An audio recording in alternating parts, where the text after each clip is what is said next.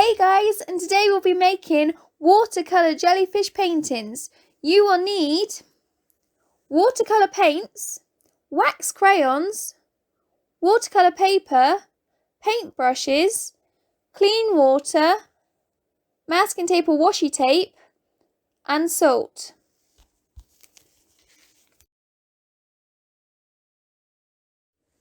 Firstly, get your watercolour paper and stick it to either a table or a board with masking tape or washi tape to create a nice neat border for your painting.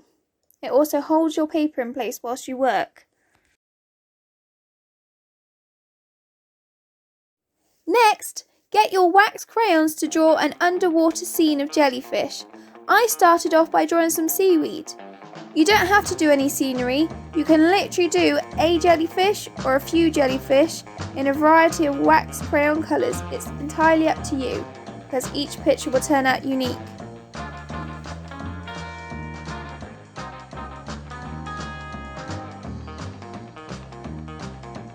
Jellyfish are super easy to draw.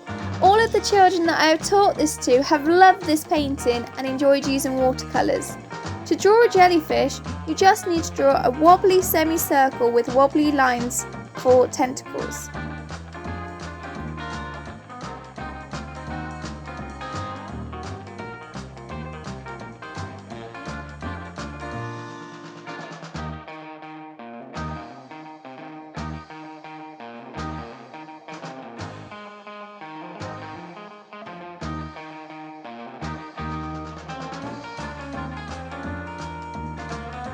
If you do get stuck drawing jellyfish, there are plenty of tutorials online to help with drawing.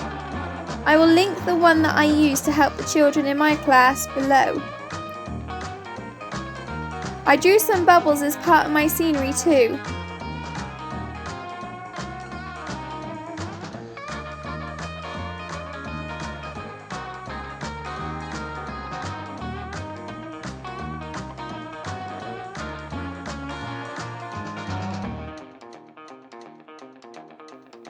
Here comes jellyfish number 2.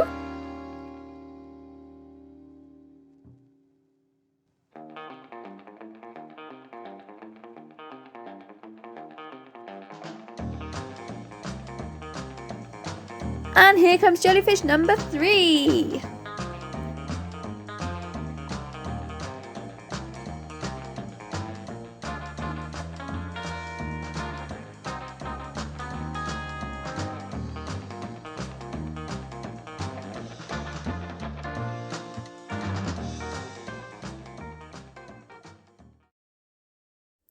So now we're going to get a cup of water.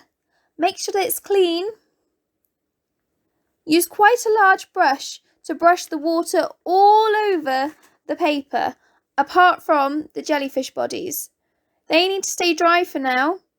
Once you have covered all of the areas that need to be wet, so everywhere apart from the jellyfish bodies, you are going to get a variety of cold colours such as purples, blues and greens to put on your painting to create a cool blend of colours for your water background.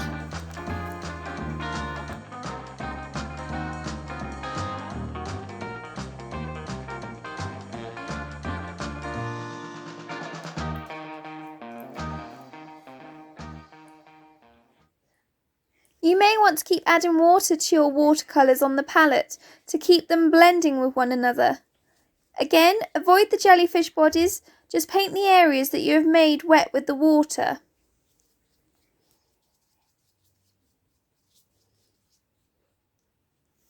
This painting is great for teaching children how to blend colours with the watercolours, and also for teaching them hot colours and cold colours. You've got cold colours in the water, and then you're going to have warmer colours in just a moment on the jellyfish.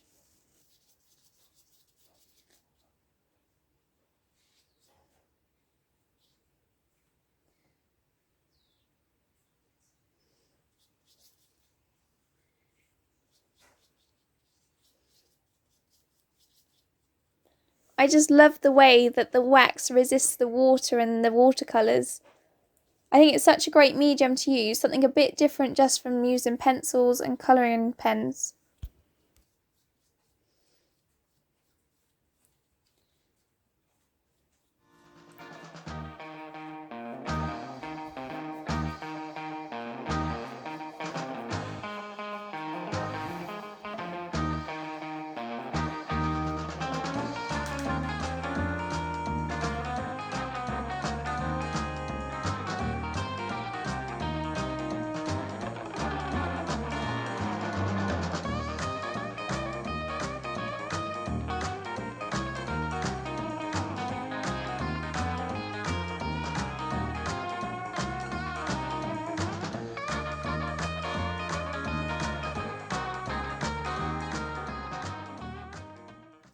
Look at those beautiful colours! Whilst the water is still wet, you have the option to add salt to some areas of your painting to soak up the liquid from the watercolour paint. This creates areas with an effect of less pigment. If you have different sized salt crystals, you can vary the effects that you can create. I only had table salt, but if you have rock salt, you can create different effects as well. All you need to do is just sprinkle it in the areas that you want to give some extra texture to in the sea. Leave the salt until the picture is dry, and then you can just brush off the salt with your hands.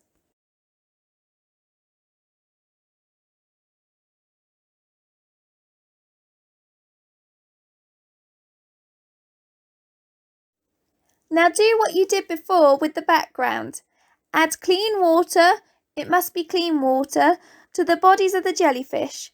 Try not to touch the crayon lines, as this will cause the colour to bleed from the paint in the sea to the area of the jellyfish.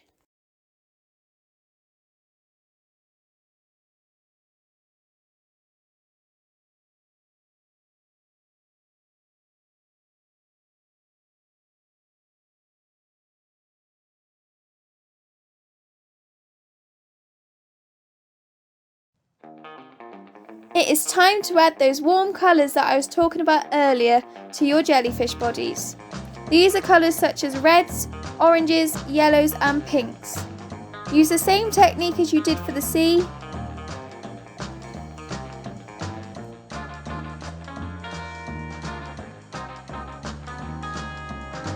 Just blend your colours together, so maybe 2 colours on each jellyfish, and this will create a similar effect to what you did in the sea.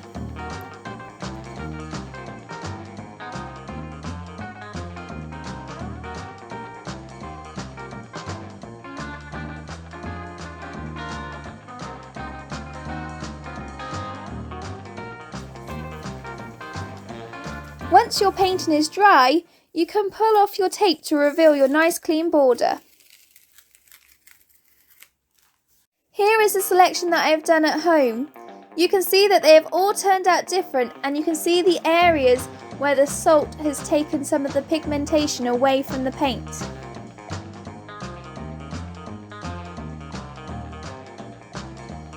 If you enjoyed this video, click subscribe and check out my other videos.